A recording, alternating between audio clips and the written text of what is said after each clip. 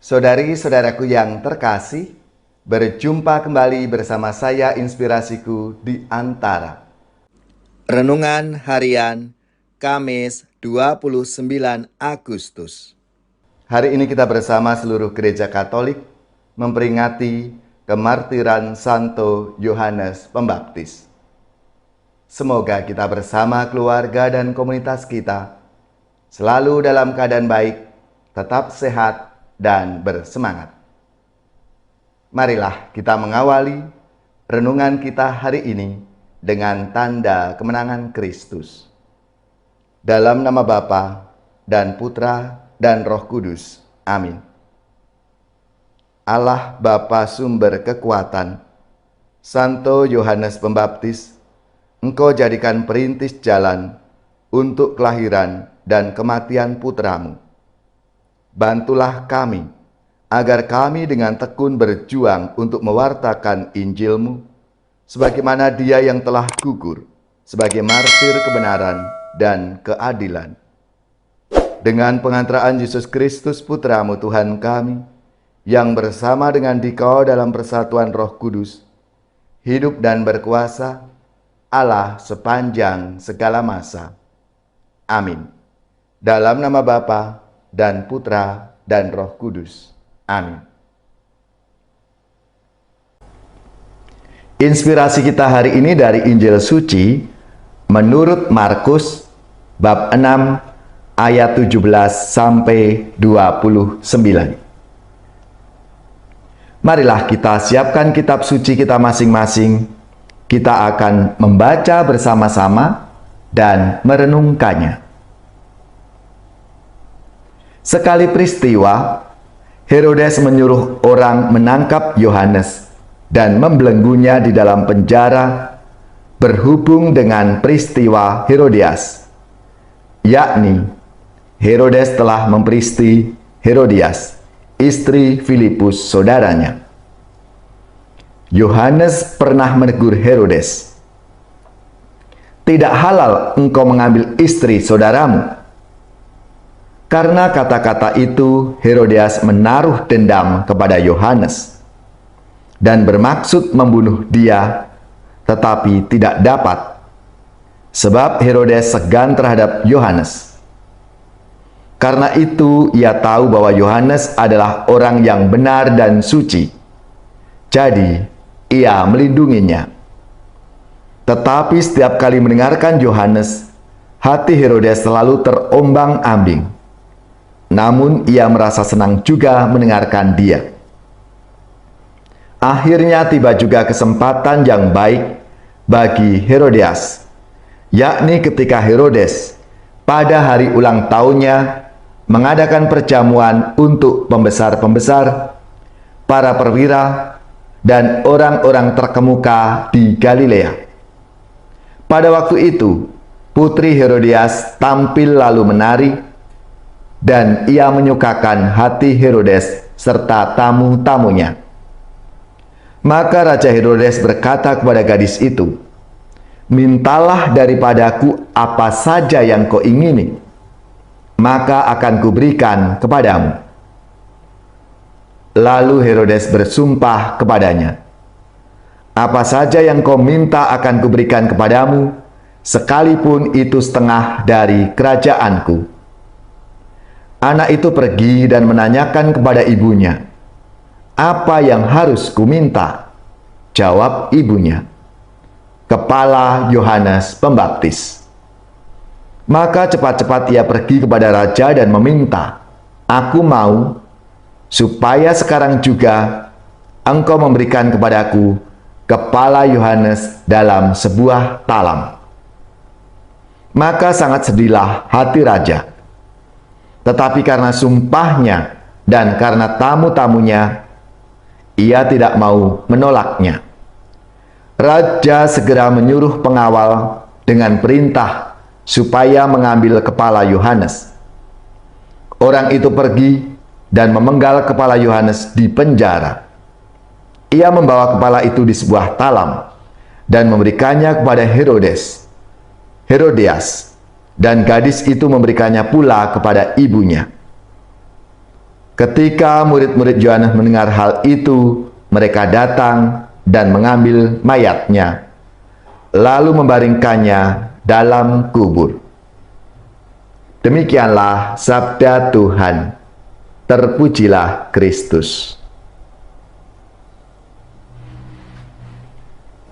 Saudari-saudaraku yang terkasih, hari ini kita bersama seluruh gereja Katolik memperingati wafatnya atau kemartiran Santo Yohanes Pembaptis. Selamat dan profisiat untuk saudara-saudara, gereja, paroki, dan lembaga-lembaga yang pesta nama Santo Yohanes Pembaptis. Semoga semangat dan teladannya memberi inspirasi dalam hidup dan karya pelayanan kita semua. Santo Yohanes Pembaptis adalah seorang utusan Allah yang menyiapkan jalan bagi Sang Juru Selamat Tuhan kita, Yesus Kristus. Yohanes tidak hanya menyiapkan jalan bagi kedatangan Tuhan Yesus, tetapi juga memberitakan kabar gembira, yaitu suara kebenaran. Wafat Yohanes Pembaptis sangat tragis. Sebagaimana kita baca, kita dengarkan dalam sabda Tuhan hari ini, juga tak lepas dari keberaniannya untuk menyuarakan kebenaran terkait Herodes yang memperistri Herodias. Saudari-saudaraku yang terkasih, sebagai murid-murid Kristus, kita dipanggil, kita diajak untuk seperti Yohanes Pembaptis, yaitu berani menyuarakan kebenaran di lingkungan hidup kita masing-masing. Ketika kita berani menyuarakan kebenaran, maka kita pun juga harus siap dengan segala resiko yang harus kita terima. Karena kebenaran belum tentu diterima oleh semua orang. Mereka yang hidupnya terusik oleh karena kebenaran yang kita suarakan pasti akan memusuhi kita, akan membenci kita. Meskipun begitu, kita tidak boleh mundur. Karena untuk itulah kita dipanggil dan diutus oleh Allah. Suara kebenaran bisa kita ungkapkan juga dalam tindakan dan hidup kita yang benar. Di zaman yang terus berkembang seperti saat ini, suara kenabian harus tetap lantang agar kehidupan kita tetap baik dan bermartabat. Maka marilah saudara-saudariku yang terkasih, seturut teladan Santo Yohanes Pembaptis, kita pun juga diajak dan dipanggil oleh Tuhan untuk menyuarakan kebenaran itu dalam hidup dan panggilan kita masing-masing. Allah Bapa yang Maha Setia, semoga kami semakin mau dan berani untuk menyuarakan kebenaran dalam hidup kami, meskipun harus menanggung resiko. Bantulah kami ya Tuhan, agar siap untuk menjadi nabi-nabi-Mu zaman sekarang.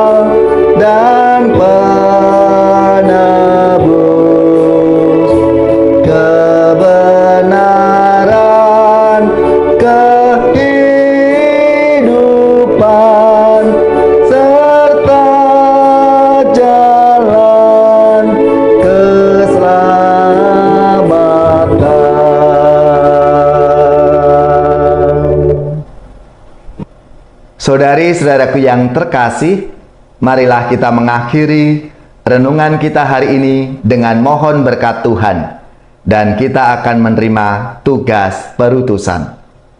Marilah kita siapkan hati kita untuk menerima berkat Tuhan. Semoga saudari-saudara sekalian, keluarga-keluarga, komunitas kita, orang-orang yang kita doakan, mereka yang sakit, yang menderita, seluruh tugas, belajar, pekerjaan, usaha, serta karya pelayanan kita dibimbing, dilindungi dan diberkati oleh Allah yang Maha Kuasa, Bapa dan Putra dan Roh Kudus. Amin.